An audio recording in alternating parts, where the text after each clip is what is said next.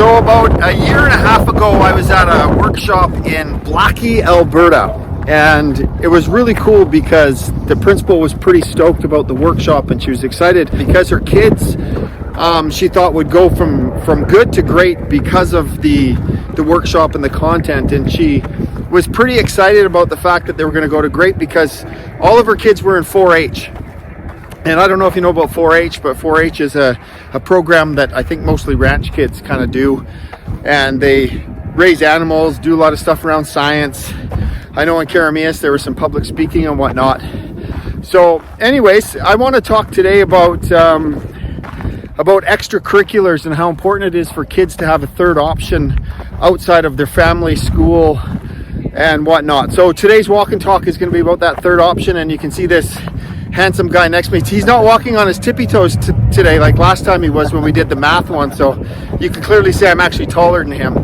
But anyways, John's here today because we're going to dive into extracurriculars and the importance of having that third option that's more specific to kids and their development. And so I thought, who better to bring along than a guy that's local, that has had a lot of involvement in sports at the high school level and at the club level, and I mean, he's reffing and does all that sort of stuff, and he was with BC School Sports. So I'm not going to bore you with math today. That's too bad. It's too bad. That's great. We're going to talk athletics today and the impact they have on kids. So John, I guess my first question for you is what does sport provide that school and basically your family does not? Like what does it do, or how does it enhance our kids' well-being? I grew up in an immigrant home, and my parents weren't really involved in the sporting scene in this community. I probably leaned on my brother a lot for some guidance into being involved in sports. He was a big sport guy growing up.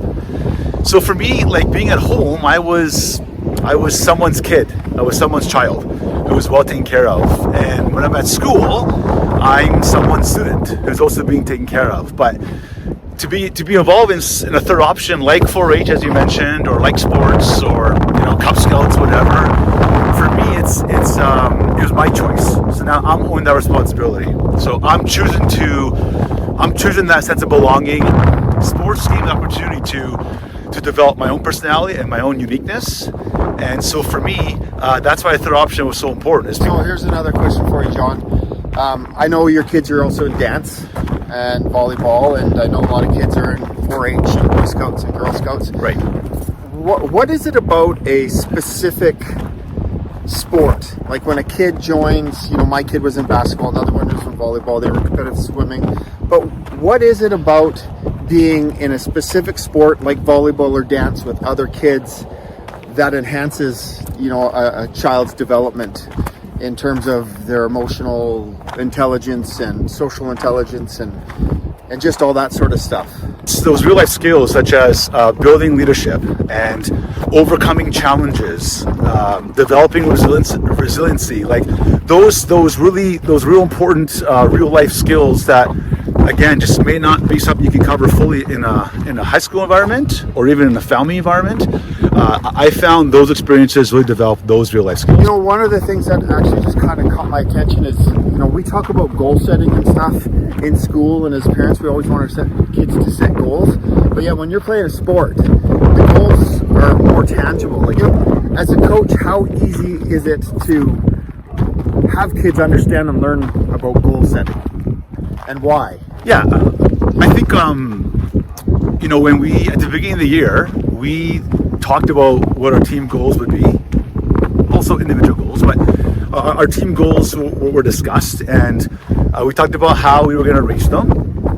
And I think as we go through the season now, the kids start to learn what's necessary to reach towards the common goal as a group, in terms of support, in terms of building each other up when someone's down, in terms of having empathy for those that maybe are struggling in a certain rally or in a certain set. The big piece is, can you be the support piece for the person next to you? Usually when we start an important match, I always tell the girls, in practices, you can be selfish and work on individual skills. But when it's game time, you're now looking out for the person next to you on that court. So essentially, you're really building a lot of empathy and compassion in a competitive environment. Well, you have to. You have to. If you want to work towards some really strong common goals and team goals, you have to remind the girls, or the athletes, that it's not about you anymore. It's about the team as a collective. And so you must have empathy and compassion for the person playing right next to you, battling right beside you. One of the things about John it's kind of cool about his background is he was the athletic director at MSS for a while, and one of the challenges is getting kids to play sports in general, and having to do that when you have kids who are ultra competitive and kids who just want to play sports for the love of sports, but also keeping in mind that we want to play sports because we want kids to stay healthy and not necessarily because they're competitive. So John, how did you just some advice for ADs out there, or people who are, going to develop their own clubs? Like, how do you do both? How did you do it when you were at MSS as the AD, and like, how have you done that with the Misfits and whatnot? Yeah, I think the first big one is branding. Like, you have to get the name out in the community. You have to show the community this is an important piece for youth. Usually communities will rally around youth, especially when there's a lot of positive opportunities out there. And so I always try to sell our athletic program as a really positive experience for our athletes. And so it was about making, branding the name first in that sense. And then once you have the buy-in. So that pride, like Panther pride. That pride piece. And Absolutely. Misfit pride, yeah. Absolutely. And with that said, you have to have a team of rock stars working behind you. Like, I was very fortunate as an AD to have some really great people at high school who cared about the program as much as I did, and I was able to use them to benefit my program.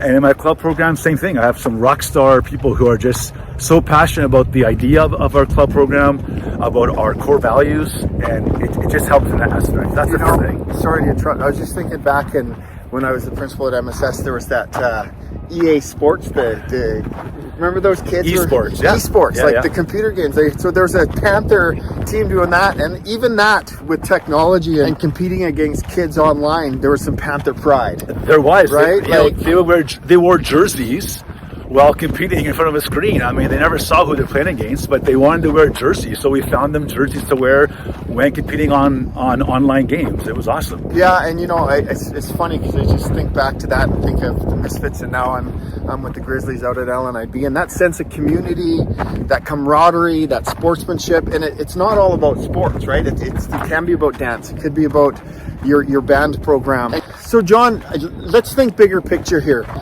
These walk and talks, I do them so parents can understand truly what it means to be a good parent and what you can do to be a good parent. And so what do you think happens to kids in communities and schools where there is no clubs, there is no sports? If there are things like the Misfits didn't exist, or there was no EA Sports or no dance, why is that important to a community? I went to a Pro D in one of my first few years as an educator, and I remember the keynote speaker saying, the high school of a community has to be the heart of the community. And so that told me that we have to make sure we make those buildings that have the youth inside and those opportunities that involve youth the heart of the community. So you have to have that buy-in from the community to invest in the youth. And if you don't have that buy-in, if you don't have the right people in place, unfortunately, you're going to have a culture where there's going to be a lack of empathy towards each other. There's going to be a lack of leadership among kids. Problem solving, I think, will be affected. Like, problem solving skills will not all be there, because all of those skills are learned when you're involved in some kind of third option, like you mentioned earlier. The concern is that kids will start to make decisions that maybe won't keep them on the right path. Mm-hmm. Maybe they'll make a decision that they might regret later. I feel that if we lack options for kids to be a part of in a community, kids will lose their sense of their own identity. Kids will they'll always have to rely on someone else to kind of choose how they should be and who they should be. And I've taught thousands and thousands of students, And some unfortunately have made decisions not for themselves but for others, and so those others defined who they were, and it never fulfilled who they wanted to be and what they wanted to be. So I think in the end it's about a sense of identity, a sense of belonging, and a sense of being challenged. And when you lack those, unfortunately the results aren't always great. So in that regard, then it's funny because I started thinking about some of the kids at my school who are powwow dancers, and man, they're so proud when they go to a powwow and they dance and they represent their community and their school, and how it kind of keeps them around people who have goals and want to do better and succeed in that sense of family. And so just to kind of wrap this up a little bit, but I just wanted to one of the things, John, that is a struggle for coaches is that line between being competitive and providing opportunities, and you seem to do a very good job of doing both. I know when you were AD, you had A and B teams. You made sure that we were redshirting for kids, so if they got cut, they went on the red shirt and still had an opportunity. You had intramurals. So how is it, for you with the Misfits? How are you juggling that? Keeping kids involved developmentally, but yet still providing that competitive piece for kids in this community. Our club program is definitely built on, first of all, like I said, our core values, family and effort and attitude. And we obviously want the experience to be a positive one, and we hope that it empowers athletes later on and all that fun stuff. But also there is a sense of we want to be competitive. We want to make sure that we produce a club program that has our girls experience success on the court as well against other clubs, and we're getting there. Like, we're seeing a lot of success. But we know that we can only carry so many kids on traveling teams, and we know that there are kids who may not be able to afford a community program or may not be able to commit to a season-long program. You can offer other options. I mean, when I was an athletic director, we had an intramural program that catered to kids who weren't playing on high school teams. And as you mentioned, Leroy, we had different tier teams who are playing in different tier leagues. I mean, it's almost like teaching. Like, you teach the kids based on the level they're at, and you help them raise from their level. And so we were able to have athletes play at the level that they were at, and in hopes that they would want to improve and stay motivated to play at the next level on top of that. With that said, we offer our club program. We offer development sessions, so they go for about 10 weeks, and they're for any kids in the community, those who play on a traveling team or not, and that gives them a chance to stay in the game, keep working on skills. It's a cheaper opportunity for kids, and it's less of a commitment. And then we also run our camps during the year. We have about 3 or 4 camps a year. You got one coming up in spring break or something? When's that one? Yeah. Oh yeah. We have a camp having a spring break, mid-March. I believe it's March 17th or the 19th. And we've got, thanks for that. And we have Sarah Liddell, who used to play on the Tier U women's team and was assistant coach for the men's team over there, and is just an excellent educational person when it comes to volleyball.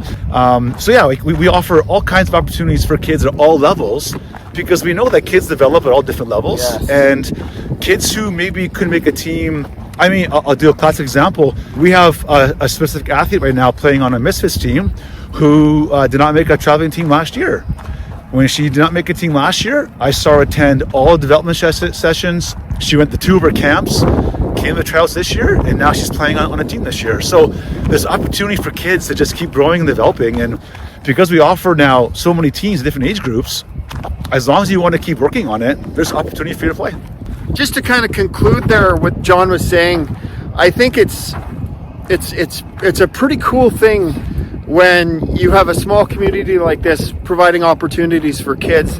And I talk a lot about perseverance, grit, resilience, and developing those characteristics in kids. And when you have somebody who's running a program like the Misfits that's developmental and competitive, it offers both, and I think that's essential. But the intent of this video for you parents out there is that I want you to really start thinking about that trifecta.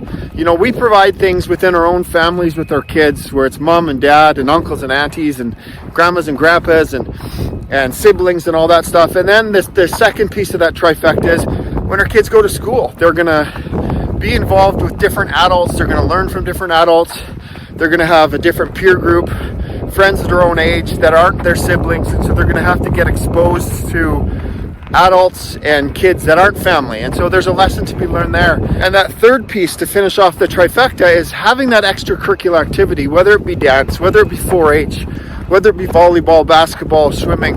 There's something to be said about that third piece, because that's where you develop specific skills. That's where you develop that networking, communication type stuff that you want your kids to develop. That's where your kids get an opportunity to go out of town and meet other kids from other schools and other cities and whatnot, which helps them develop who they are as people. And so the purpose of me bringing John on here today was to talk about what he does with the Misfits, and just to give you an idea what we do at schools around extracurriculars, and just how important it is for us to think family, school, and an extracurricular activity. And that doesn't mean put your kids in 100 different activities, because they need family time. You need to spend time with your own kids, but it is important to have that third option. And on that note, John, peace out.